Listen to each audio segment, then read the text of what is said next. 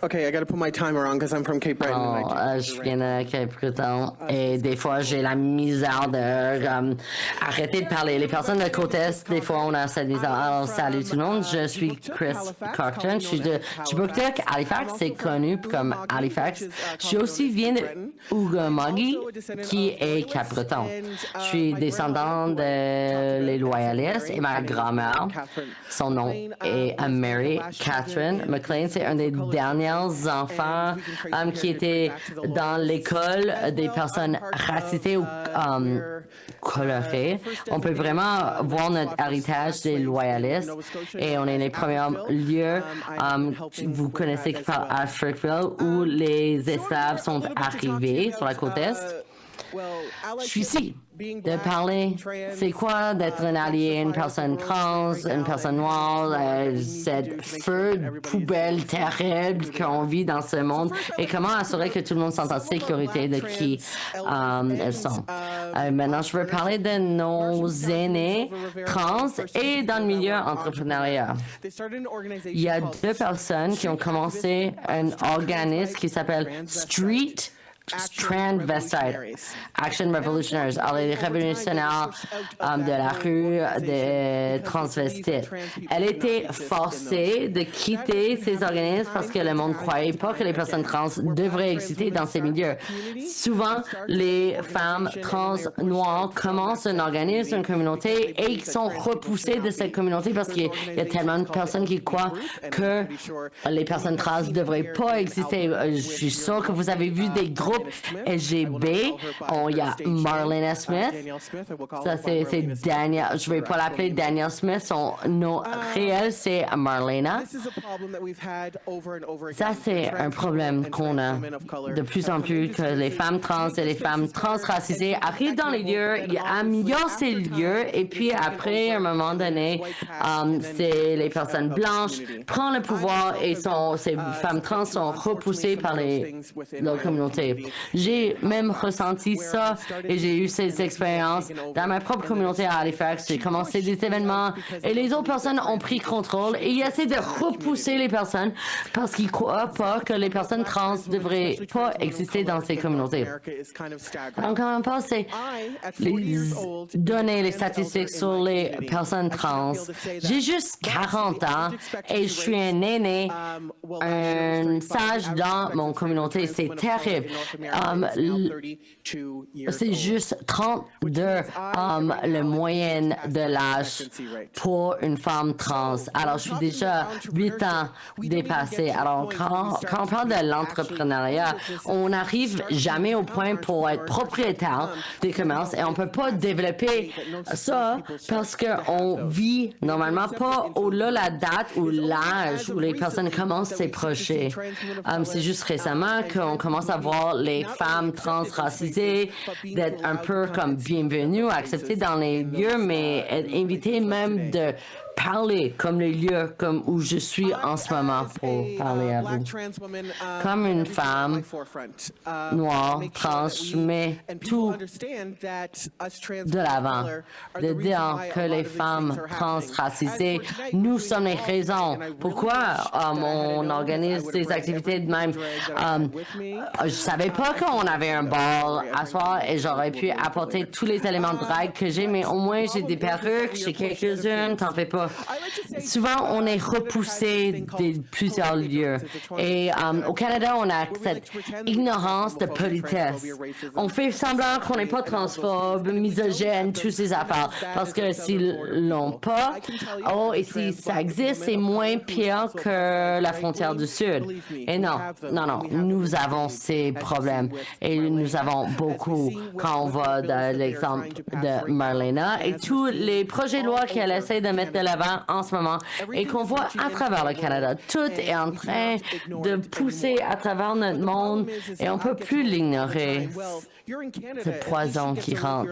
Et tout le monde dit comme, mais vous êtes au Canada, tu peux vivre ta vie. Non, juste le fait d'exister, le fait d'être capable de vivre, d'arriver à mon 40e anniversaire, ça ne devrait pas être autant une célébration juste parce que je suis une femme transracisée. Ça ne devrait pas être une célébration, le fait que je peux vous parler parce que je pense que souvent on est repoussé, on n'a pas une place autour de la table. Mais je travaille avec beaucoup de jeunesse trans. Dis non, reste pas autour de la table. Si vous n'avez pas un lieu autour de la table, renversez la table et prenez une autre place et créez vos propres places. Now, entrepreneurship. I myself have been an entrepreneur for over 20 years. Entrepreneuriat. Moi, personnellement, j'étais entrepreneur depuis 20 ans. Je fais de l'informatique depuis 20 ans. J'ai plusieurs différentes places de télévision, des films. Je fais beaucoup de travail autodidacte, travailler avec l'inclusion. Donc, je travaille dans un lieu, dans des industries. On m'a posé plein de questions. En tout cas, mais c'est mon travail à faire aussi. Mais en partant de cet espace coopératif, ils revenaient dans leur forme précédente. Mon nouveau plateforme, maintenant, c'est si j'arrive, je vais venir vous voir tout au long de l'année. Et si j'ai l'impression que vous n'utilisez pas les pratiques que j'avais mis de l'avant, je vais vous faire un call-out en public. Et Irving, je fais un call-out. Il faut que je fasse attention parce qu'on méritera encore là, mais c'est ça. Nous l'utilisons comme un pansement, comme on coche une boîte. Je suis prête à éduquer, mais je ne vais pas faire de débat sur ma propre existence. C'est ce que beaucoup d'organismes veulent qu'on fasse. Ils veulent nous avoir là pour s'assurer qu'ils peuvent cocher quelque chose pour avoir un accès au financement, aux bonnes personnes, ou rentrer dans les bonnes salles, d'exploiter nos organismes et nos communautés. En tant qu'entrepreneur, j'ai été éducatrice, j'ai fait des performances, j'ai fait des discours au public et j'utilise mon intersexualité en tant que femme trans noire pour m'assurer que j'occupe les espaces. J'aime parler à différents individus au sujet de diversité gap. C'est pas la publicité des gaps ou ça. Une personne noire, une personne autochtone, une personne blanche, tout le monde a l'air très heureux comme sur une émission de vision. Mais quand je rentre dans un espace, je regarde pour une diversité authentique. Je cherche des personnes qui sont queer, des personnes de couleur, des personnes autochtones qui sont bien représentées parce que malheureusement, nous sommes fréquemment tokenisés et nous sommes même tokenisés dans nos propres communautés, dans nos propres espaces. Donc, quand on parle de l'entrepreneuriat, c'est difficile pour nous d'être dans des espaces dans lesquels nous ne sommes pas acceptés. On nous voit juste 4 fois par année. L'histoire, la mois de l'histoire noire, la mois de l'histoire autochtone, la mois de la fierté et pour une raison ou une autre aussi Noël. On veut toujours avoir des personnes trans. Je sais pas si c'est encore lié à Marie ou quoi. Mais le problème, c'est aussi que l'intersexualité, le fait d'être noir, aussi une personne de couleur, aussi une femme trans, des fois quand on cherche du financement, on peut mettre une de ces identités, une de ces caractéristiques, mais comme moi, je ne peux pas enlever mon identité trans pour être noir, ou enlever mon identité noire pour être ou je ne peux pas me défaire de mes identités. Des fois, dans l'entrepreneuriat, on essaie de nous rentrer dans une seule cause que nous allons mettre de l'avant. Et nous sommes essentiellement colonisés pour essayer qu'on reste dans notre place. Mais je vois ici, dans cette salle, que nous sommes clairement pas colonisés et on n'est pas dans des silos. Il faut que nous vivons, par exemple. Je dis aussi que le fait d'être allié, ça devrait être une verbe et pas simplement un nom. On voit beaucoup de noms. Des personnes qui s'appellent des alliés. Pendant le mois de la fierté, on a tous ces beaux arcs-en-ciel, des collants. Le reste de l'année, on n'a aucune idée de ce que nous sommes en train de faire. Je me fais un brunch drag régulièrement à Halifax et je parle à ce moment-là d'être réellement un allié, d'être allié, pour s'assurer qu'on pousse de l'avant. Pas juste être présent. On ne devrait pas être capable nécessaire de dire qu'on est allié. Il faut montrer qu'on est allié. Parce que si on n'est pas en train de le montrer, nous faisons justement le demi du travail. Un peu d'histoire à mon sujet. Je viens de Cape Breton, un petit village qui s'appelle CSB. J'étais un membre des forces armées. J'ai été à un grand nombre de différents pays pour avoir des règles. Je suis une grand-mère à 5 petits-enfants. Je suis éducatrice, je fais du discours public et je suis travailleuse. La seule chose que je ne fais pas, c'est dormir. Le problème que j'ai récemment, c'est que j'ai l'impression de crier de vide. Et cette vide, ce n'est pas nécessairement juste un espace physique, mais aussi des fois un espace mental. Parce que j'ai l'impression que même si nous nous mettons de l'avant et on a des choses incroyables comme celle-ci, il faut encore qu'on s'assure simplement la capacité d'exister. Quand il y a des personnes qui adoptent des lois pour essayer d'assurer qu'on n'existe pas, des personnes qui disent que je suis juste pas intéressé par la politique, mais ça dit que vous avez le privilège de ne pas vous inquiéter des résultats de ces politiques. Et donc, on n'est pas en mesure de comprendre les difficultés, les réalités que nous vivons. J'aime aussi parler du fait que le silence égale la permission égale la violence. Mais ce que je vous dis, le fait d'être rallié, qui vient d'une place réelle en nous, si on permet, si on reste silencieux, quelqu'un peut croire qu'on est d'accord, même s'il ne l'est pas. On donne la permission pour agir de cette manière et de revenir éventuellement avec la violence contre moi. Je l'ai vu toute ma vie, les personnes qui disent ils m'acceptent, mais ils ne veulent pas l'annoncer. C'est pas leur place. C'est toujours votre place de vous mettre debout contre la transphobie, l'homophobie, la misogynie, le racisme, l'islamophobie, tout. Si tu veux monter contre l'arachnophobie, vas-y pour le faire, parce que c'est important de comprendre ces réalités.